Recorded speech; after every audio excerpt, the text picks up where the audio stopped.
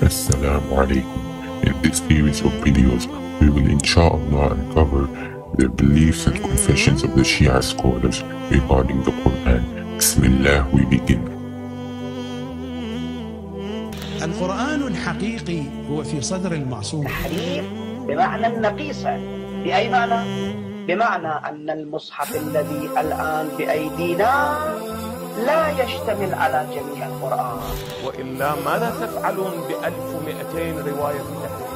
قائل بعدم تحريف القرآن One of the classical giants of Shia scholarship that believed in tahrif, corruption of the Quran, is Muhammad bin Yaqub al-Kulayni.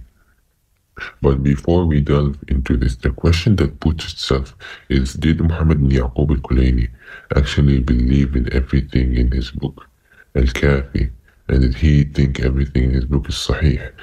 And the answer is yes, he did. But of course, Shias would have the following cop-out.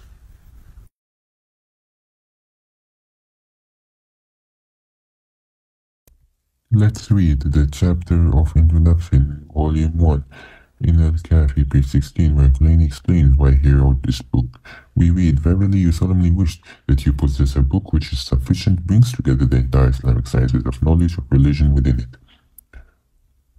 Wholly satisfies the needs of the student, acts as a reference for the seekers of guidance, and will be used by those who want to attain the knowledge of religion and practice upon it by deriving authentic narrations of the truthful ones, peace be upon them, and the upright and acted upon traditions from it, through which the compulsory duties of Allah, the Powerful and Exalted, and the traditions of His Prophet ﷺ can be fulfilled." Then he writes, "Allah, all praise be to Him, has facilitated the compilation of what you requested. I hope that the book will be in accordance with the wishes you had in mind." So the questioner, when asking Kulayni for a book that collects the authentic narrations, so Kulayni answered his request and collected this book with authentic narrations. That is why Al-Hurr al-Amili, in his book Al-Jawahir al-Saniyya fil Hadith al-Qudsiyya, page 292, he explained, "As for the text of the scholars on the authenticity of their books and the confirmation of their contents from those to whom they were attributed, meaning that their two narrations are surrounded by conclusive evidence indicating their authenticity and confirmation." And then he writes, and Muhammad bin Yaqub al-Kulayni at the beginning of the book of Al-Kafi, and he writes the same introduction that we spoke about earlier, and he comments on this introduction and says, "This is explicit testimony to the authenticity of the hadith of his book in the same sense that they are authentic to them, peace be upon them," that is the Imam. He, Kulayni, explained that he intended by the compilation to remove the confusion of the questioner, for if it was a combination of what is authentic and not authentic, it would have increased the questioner's confusion. So he knew that all of his hadiths were authentic to his view and were compiled from the usuls which the companions of the Imams wrote by their command. His saying, "Those who want to attain knowledge of religion by authentic narrations of the truthful ones," is a clearer indication than that, because he did not clarify a rule which one can identify authentic from weak.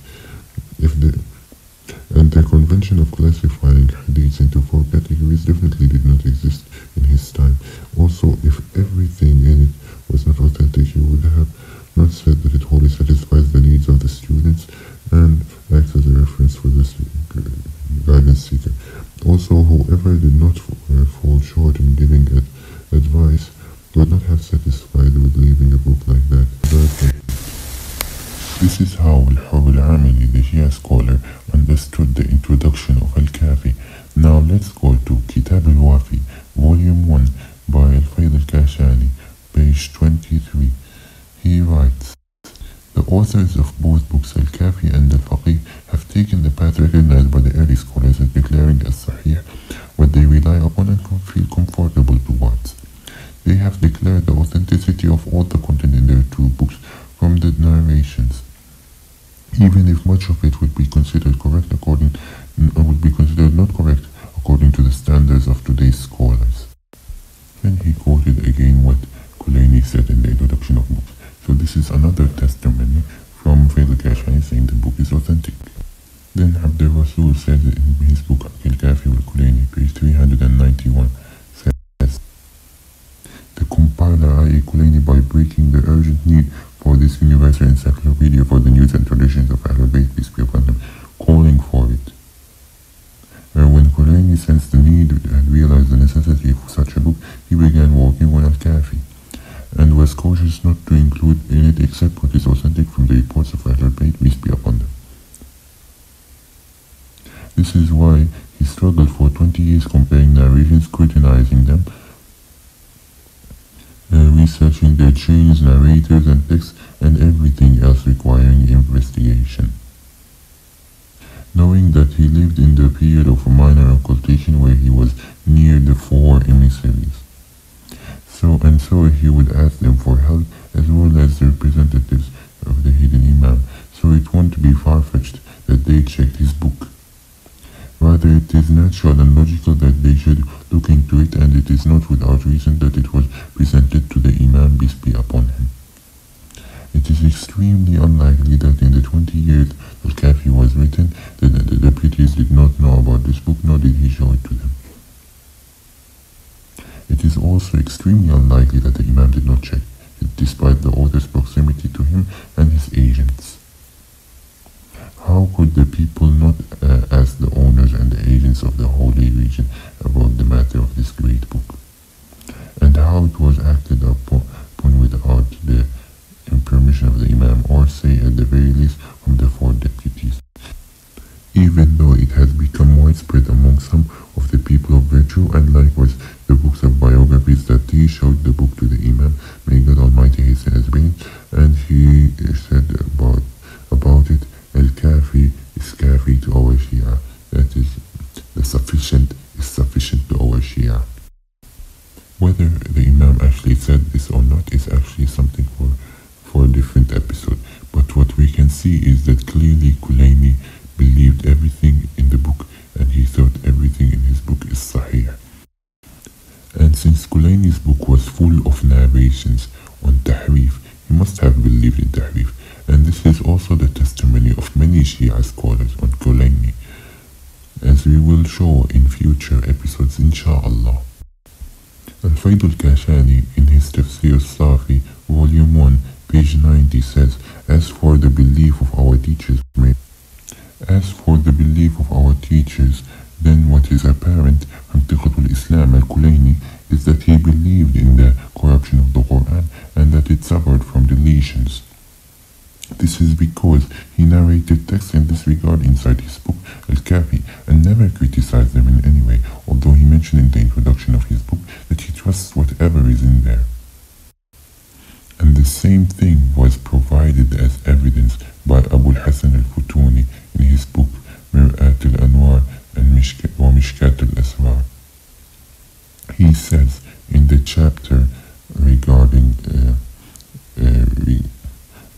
the summary of the statements of our scholars regarding the alteration of the Quran and its absence, and the false evidence for those who denied the alteration. Know that what appears from the trustworthy of Islam, Tiqatul Islam Muhammad ibn Yaqub al-Kulayni, is that he believed in the distortion and deficiency in the Quran, because he narrated many narrations in this sense in the book of Al-Kafi, in which he stated at the beginning that he trusted what is narrated and did not criticize the narrations or mention anything that contradicts them. And notice how they call Al-Kulayni Thiqatul Islam, the trustee of Islam, despite his belief in Tahrif.